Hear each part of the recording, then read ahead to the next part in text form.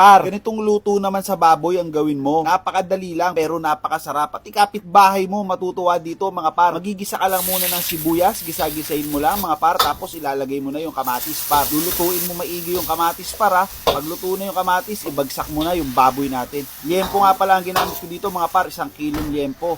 Tapos naglagay ako ng 4 to 5 tablespoon ng patis. Tapos ang gagawin ko lang dito mga par, iintayin ko lang kumatas yung ating baboy mga par. Pag kumatas na yung baboy natin mga par, pwede ka nang maglagay ng tubig. Nasa sa inyo na par kung gaano karaming tubig ang ilalagay nyo. Kasi yan yung magsisilbing sabaw natin dito sa niluluto natin par. Tapos yan par, medyo hinahalo-halo ko lang ng konti yan mga par. Tapos naglagay ako ng paminta at saka 1 pirasong pork cubes mga par. Hinalo-halo ko lang ulit. Sobrang importante ng pork cubes dito mga par ha, kasi yan yung magbibigay ng mas masarap na lasa dito sa niluluto natin.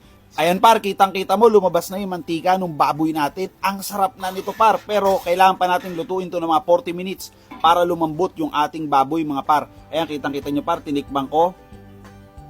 Ang sarap na. Par, ngayon ilalagay ko na yung patatas natin. Lulutuin lang natin to ng mga ilang minutes. Tapos pagluto na yung patatas natin mga par, ilalagay ko naman tong ating pechay par. Tapos naglagay din ako ng mga sili. Okay na par, finished product na to. Sobrang solid ng luto na to par. Kung nagustuhan mo tong luto na to par, huwag mo namang kalimutang i-like at i-share itong video na to.